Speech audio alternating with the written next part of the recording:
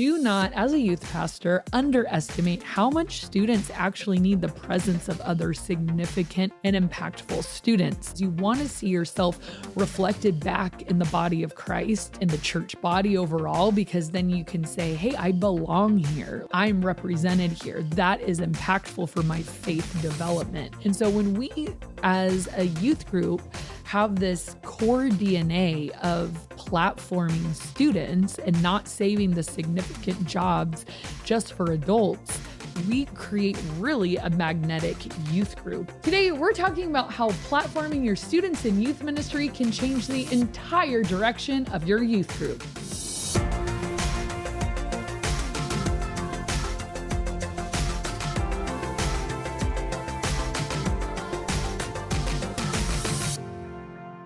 Welcome to the Ministry Coach Podcast, where every week we bring you actionable and practical steps that you can implement into your youth ministry. My name is Jeff Lascola, and this is Kristen Lascola, and today we are talking all about why and how we should platform students in our youth ministry.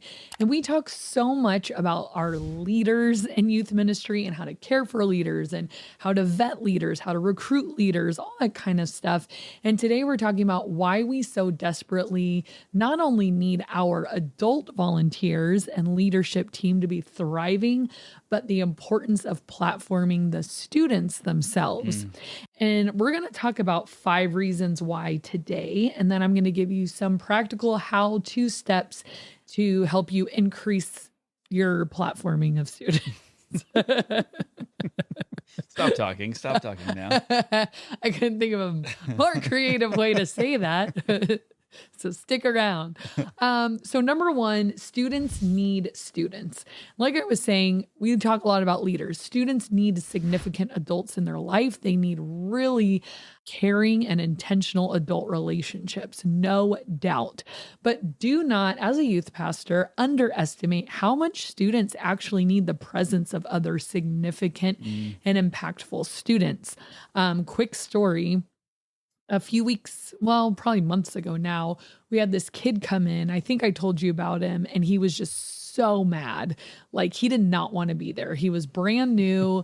He didn't want to come into the class. And normally I can diffuse the bomb. Yeah, I can. I mean, I've been doing this long enough that I know how to help kids feel comfortable, to get them in the classroom. And, like, this kid was like not budging and he wouldn't even walk in. So I had to go out in the hallway, and his parents were trying to get him to come in.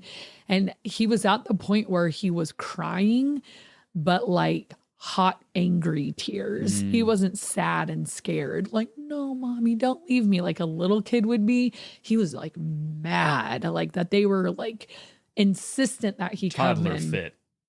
Felt like it, but he was just, so mad. So I'm like, okay, and I'm like, I got nothing else. Like, I was like, hey, like, what school do you go to? I bet you'll know some kids in here. Like, we have a Switch and some donuts. Like, come on in. I'll introduce you to some people. And, it's really, church is not that long. All you have to do is sit there and, no one's looking at you. There's a lot of new people in there. So no one's really sure who's new and who's been here. So no one, like, I was trying all these things. Well, finally, I saw one of my student leadership kids, this kid, Mason, who is I told his dad, I'm like, Mason just knows how to youth group. Like, he is like the model, like, this is how you youth group. You're excited when you're supposed to be excited. You participate in everything. But when it's time to be quiet and listen, you engage and open your Bible and participate in that. And then you say, thank you, Kristen, on your way out. And I'm just like, yeah. So I see Mason through the window, and I like motion, like, come here. I'm like, I need backup. And so Mason comes out, and I introduce him to this new kid. I'm like, hey, this is Mason. Like, he's in 7th grade. I think he goes to your school. Maybe you guys could sit next to each other. Mason's like, yeah, come on. Like, come sit by me. Like, and brings him in and teaches him how to play Foursquare. And then they're playing Switch together. And by that time, church was starting, and Mason's like, oh, you should sit next to me. And the whole time I'm like, oh my gosh, like, Mason did not let him out of his sight. And it just made me realize something that I think we intuitively know, but maybe forget the significance of how much students need other students. Yeah. Students' experience at church, yes, it hinges on us as the youth pastor and it hinges on a great small group leader and all of that. But man, you know what? The cherry on top is having a really great experience with another student Yeah. because I mean, that's their peers. Right. We're not their peers. And that means so much. And so when we, as a youth group, have this core DNA of platforming students and not saving the significant jobs just for adults, we create really a magnetic youth group. And so this is part of their students' faith development is they need to see other students walking with God, active in their faith, serving, being a part of the church. Like that's a part of their development. Just like it's really important for female students to see female leaders, male students to see male leaders, because you want to see yourself reflected back in the body of Christ, in the church body overall, because then you can say, hey, I belong here. Like I'm represented here. That is impactful for my faith development. Because again, students aren't really comparing themselves to us in the here and now. They look at our faith as inspiring for someday, you know, but when they see a student actively living out their faith, they can see that as that could be a possibility right now. Right. Because I remember, I mean, I grew up in church. I went to a Christian school and I heard so many speakers that were so good, but I never thought of them as being like, I always thought like, I want to be like them someday, but it didn't really register. I could be them now because when they tell the stories, they weren't even them now. Meaning like they tell the stories of like, oh, when I was 13, I was into some bad stuff and then God redeemed me. Oh, cool. I want to be like you someday. But who you were at 13, you weren't even walking with God. Right. And so what am I comparing myself to? I'm comparing myself to fast forward 7 years and that's where the redemption will come. But if students can see other students actively walking with God in that moment, serving, sold out for God, exercising their faith and their gifts and having opportunities to be the church, they can compare that in real time. Well, I don't have to wait till God does this big dramatic redeeming work on me because I'm going to go through my bad teenage years and then I'll be the Christian Still have adult. that to look forward to. Yeah. But it's like, whoa, Mason is solid now. Yeah. He's my peer. I could be solid now. And I think that is a huge miss sometimes for youth groups is because we tell our stories like, let me tell you about when I was your age, but there's value in that to see the redemptive and transformative work of God. I'm not devaluing that, but I'm also saying as faith development, we need to tell kids, hey, there's examples of people who are killing it right now in their faith and sold out for God. And let me show you them. Let me show you who they are and that you can compare apples to apples right now and say, man, if he can do it and he's cool and he like, then I could be just like Mason, you know? So that's number one is students need other students. They can't be what they can't see. You know, you've heard that before. Number two, it's a huge impact for new students, especially. So going back to my example of that kid who was brand new, what does he care what I think? He doesn't know me. So it's not like, oh, Kristen's so cool. Like, I don't want to be crying out in the hallway in front of her. It's like, I'm new. I don't care what any of you think. Like, I'm just bummed I have to be here. I'm scared to be here. I'm nervous to be here. I'm shutting down emotionally when I'm here. Whatever it is, the impact for new students to see other students, I think it's a trust building. I don't want to say tactic because that sounds very like insincere, but it's a huge impact when they can see like, whoa, I'm new. What is this church about? There's people my own age, like serving and platformed in a position of influence and included in the thing. Because I think sometimes if students walk in and it's just like, this is the adult leader show and like, we're the ones in charge and not you, you know, it's just like, well, what do they care what we think of them? But seeing their people their own age doing things and on stage and welcoming them. And like I always tell my student leadership kids, guys, kids expect me to be friendly. Right. Like the teacher has to be the nice one, but imagine the impact of, hey, it was a kid who's like, hey, what's your name? Are you new? Do you want to sit with us? What school do you go to? And teaching kids how to have that emotional intelligence to talk to a brand new person, that is like so impactful for a brand new person and gains their trust of like, wow, like there's kids who are bought into this. It's not just like churches for boring adults. Like there's people my own age who are like stoked on what's happening here. Tell me more, Right. and you would hope that would be the case. And so the new student, just like that kid, is so impacted when we platform students. Number 3, when students are platformed, they realize they're the church, not the future of the church. And I think so often we try to tell students, that classic, like, do not let anyone look down on you, 2 Timothy, Right, because 'cause you're your age. young, but set an example. But then we don't even believe that, because it's like, did we give you any opportunities to do anything? Or we're like, hey, someday God's going to do something really special with you, buddy. But it's like, why not right now? Right. Because when you're a Christian, you're a Christian. So you already have like gifts of the Spirit. You already have the Holy Spirit. I don't need to wait till you're 18, 19, 20 years old to say, all right, you're ready to do something big. And so we tell them all the time, hey guys, you're young, but you can be used by God. Well, how do we show them we actually believe that? I'm going to carve a path for you here at church right now to be used by God. Yeah.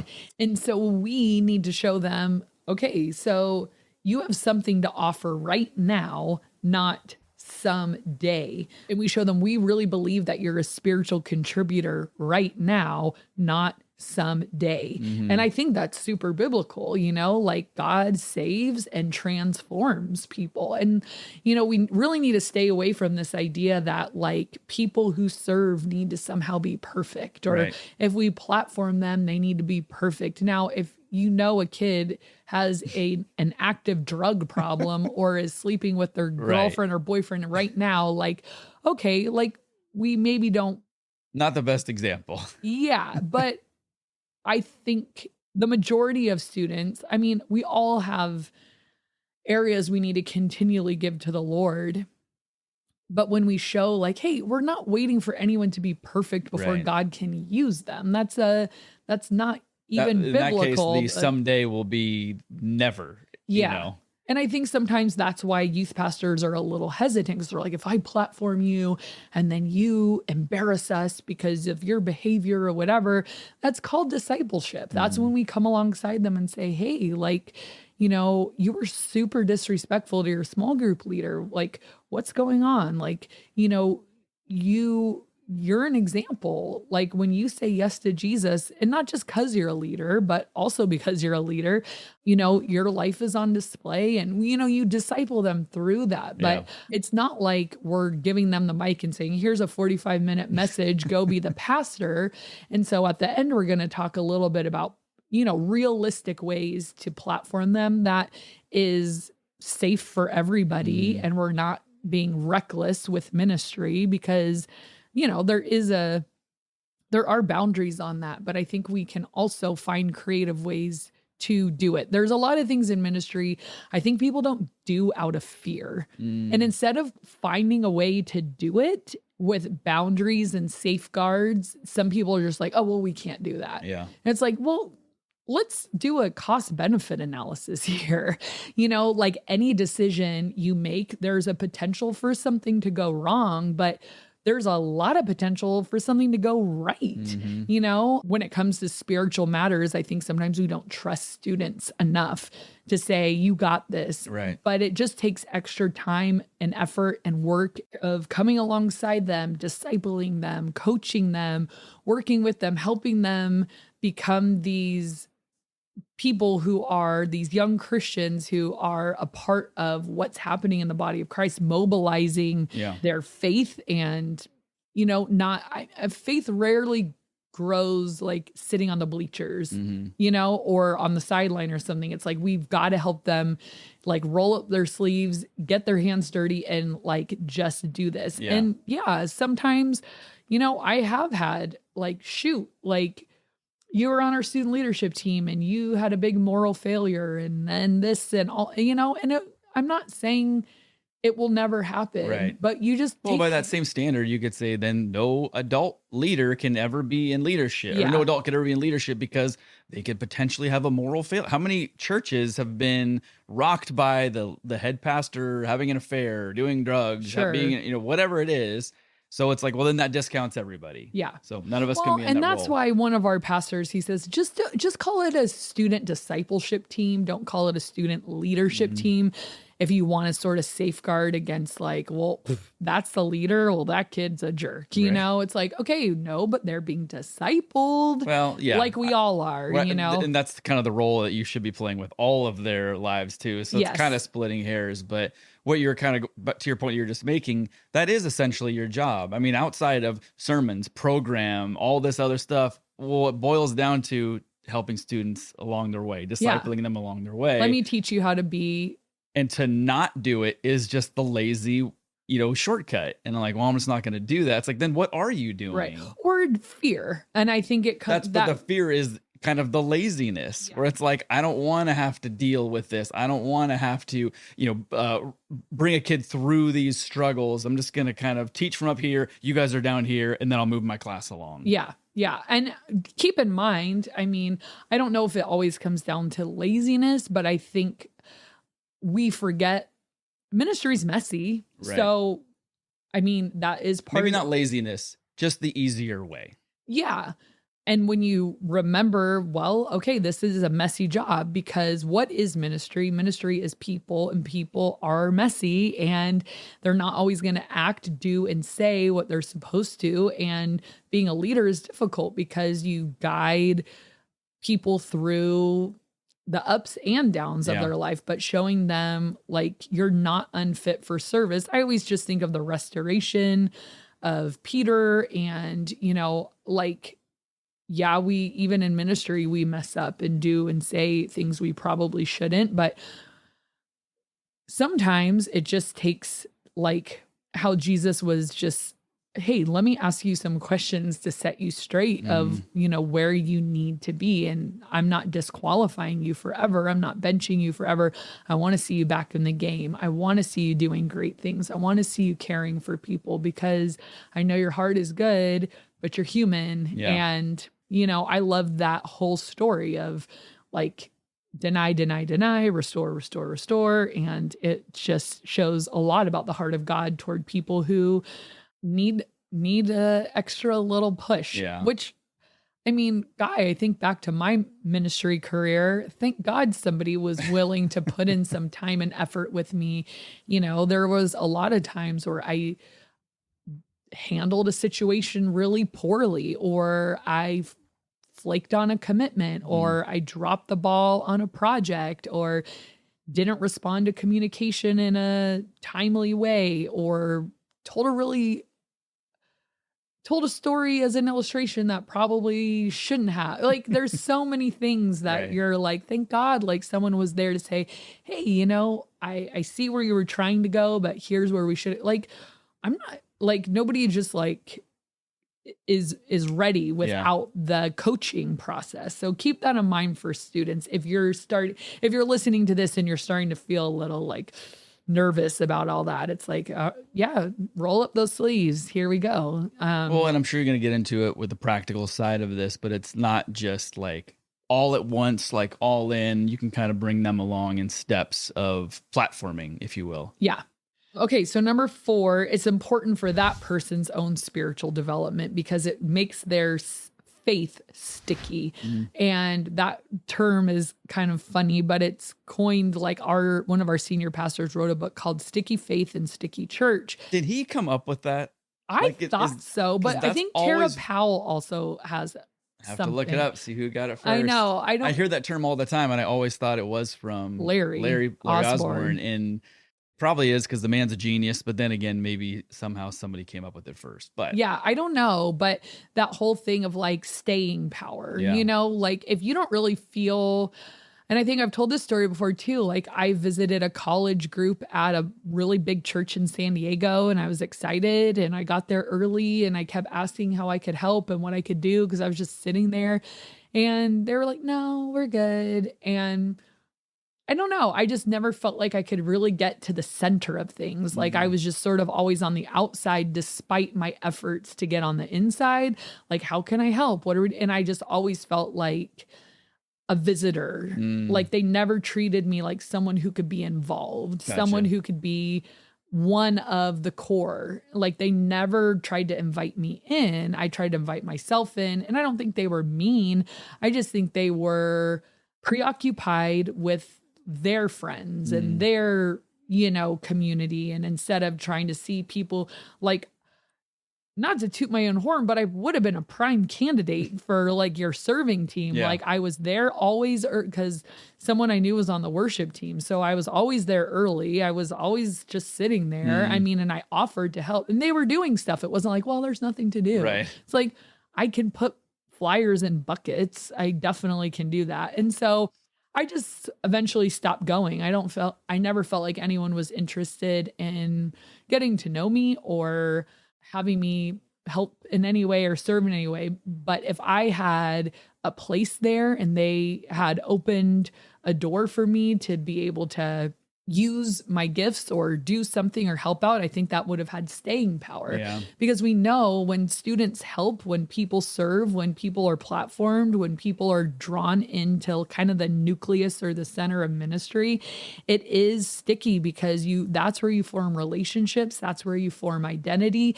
That's where you form, like you start to like build roots in this place of like, hey, I'm invested here. I've given my time. I've given my talents. I've given my energy. I've given my money. I've given my, you know, and then a place like that, you want to stick around. But I had nothing emotional vested in that ministry because I'm like, no one's even ever asked me my name. Right. And I've been here quite a few times and it's just sort of like, Yeah. It was very easy to walk away and leave because I had nothing invested. Yeah. And they always say like the easiest way to make a big church feel small is to start serving, you know, to really Yes. kind of learn the names of those who you're serving with. And then you start, you know, feel like you're in a part of a core group and then you learn more people's names and all of a sudden that big, you know, church seems a lot smaller. And I think some people might be listening to this or watching this and thinking we are a smaller group, but it just makes that group that much tighter, you know, not a Absolutely. clique, but just that much more connected. Like you're saying, the roots are deeper at that point. Yeah. And make sure you have room for everybody. Yeah. You know, like people want a spot to serve. So, and fifth and finally, your church and your youth group should grow when you start enacting platforming students, because I think it was Growing Young. It's a church by the Fuller Youth Institute, Kara Powell and her team. And one of A book by, a book. you said a church. Oh, sorry. It's like about the church and how certain churches continue to grow young. And they said when teenagers walk in and they can see, is this for me or is this not for me? Like, can teenagers walk in and know immediately I belong here? They have me in mind, and they're not going to check those boxes, but it's subconscious to know like, oh, you don't have teenagers here, do you? Yeah. Like, oh, hello. Well, you can sit in with your parents or, you know, like you could just tell when there's no Yeah. spot for us. And so when you platform teenagers and they see other teenagers and other students like, whoa, they're on the worship team, or whoa, they're in the sound booth, or dang, they were greeting and passing out stuff, or I dropped off my little sister and they were helping in that classroom, or they were doing announcements, whatever it might be, it helps your youth group and your church grow. Because in order for church to grow, you need a steady flow of young people, because those young people end up having young families and those families grow and grow and grow, you know, and so having young people, that kind of fuels the growth of a church. And when teenagers know this is a place that is for us, they will bring other teenagers. So it is a growth engine as well to platform. Teenagers have teenagers in visible places constantly because they're trying to answer the question, do I belong here? Is this for me? Is this place a reflection of myself? And they're subconsciously asking all of those questions. You know, one time I walked into a church and every head turned, and it was all these adorable 70 plus people looking at me ecstatic that someone who was 20. The youth group arrived. I was like probably 23 at the time. You were the youth group. And they were just like, oh, and I could tell, oh, you don't get my age in here very often because every eye was on me and I didn't see myself anywhere at this church. And they all were like, hello, how are you? And I'm like, oh, you can really tell I'm new, can't you? And they were precious, nice, friendly. Didn't matter how nice they were. It was like, I don't see myself here because this isn't my community. So teenagers need to know this is a place where teenagers come. This is a place where it's normal to have teenagers serving and platformed and visible. And that will communicate. If I see myself reflected back at me, I know this is a place for me. So here's a few practical ways to do that. Obviously, through a student leadership team, because students have jobs. And that's like, I have a larger youth group. And so I have just my student leadership team usually doing the jobs. And that's stuff like worship, hand motions, tech, working in the snack shack. Sometimes they do like behind the scenes jobs too, like office work. Tech booth is a little more behind the scenes, setup and tear down, but still it's influence and it's leadership. Announcements. Sometimes they do video announcements. So I don't have to just hand them a mic and they will be like choking. Like we have a overnighter on Friday. It's like, we just put a camera in front of you, fun music, and we edit it to make you look good. They can share a testimony video. Maybe they sing or do instruments, you know, for worship. So there's a ton of stuff that they could do. They can be greeters, and you've got to find ways to utilize them more and more and more. However much you platform students last year, see if you can challenge yourself. What is a new area that students can be platformed in, that students can be visible, that students can start to become even more a part of the inner workings of the church this year. So just challenge like a couple steps more and get creative with that. Yeah. And if last year you didn't do it at all, then that's easy. You just gave them a lot of examples that they can just sort of dip their toe in and test the waters with that. Another place we can send you guys now is if you don't have a student leadership team, we did an episode all about how to launch a student leadership team. So make sure you check that out. All right, let's do a question of the day. This is brought to you by our 5-year-old daughter who says this phrase often, but says it different than I remember. So finish this sentence. Skunk in the barnyard, PU. What's the next line? According to me? Yeah, what did you know it as? I grew up with somebody ate it, that's you. Yes. Okay, that's how I always knew it. But she says stunk, first of all, not skunk, but stunk in the barnyard, PU. Who put it in there? That's you. And I thought it was hilarious, but the more I thought about it, I'm like, kind of makes more sense. Who's eating a skunk? Some freak. That's why you. It's you. And you would do this thing like stunk in the barnyard. Back and forth, whoever loses. And she always makes sure she... No matter what, it always ends with you. She knows what she's doing. Put in the comment section below, how do you always remember, unless you've never heard that before in your life, then disregard. What makes more sense to you? But how do you know that song? Or maybe there's a third option. There could be. I think there's actually more to that song. I don't remember it, but you seem like the type of person you would know the full thing. Do you not? I don't. So yeah, skunk in the barnyard. How do you guys remember it? All right. And what's the point of it? Does anyone just know? to do that eeny, meeny, miny, mo thing, just in a different way, I guess. Okay, this is a community comment of the day. This comes from Gianna Lee, who says, "This podcast is incredible and Ooh. so informative. My husband and I have been at our church as the youth pastors for 1 year, and we are rebuilding, so we are small right now. But this is so great, and you've brought up so many things that we can change now. Thank you." Oh, you're welcome, Gianna. I love that when you listen to something and then you can immediately implement it and Yeah. things get better right away. Like Yeah. that's invigorating. Yeah, thank you, Jana, and hopefully some of these student leadership platforming things you can use in your ministry. Well, thank you guys so much for watching and listening, and we will see you next time. Today we're talking about how platform your Welcome to the Ministry Coach Podcast, where every week we bring you and we boom, boom, boom. Great.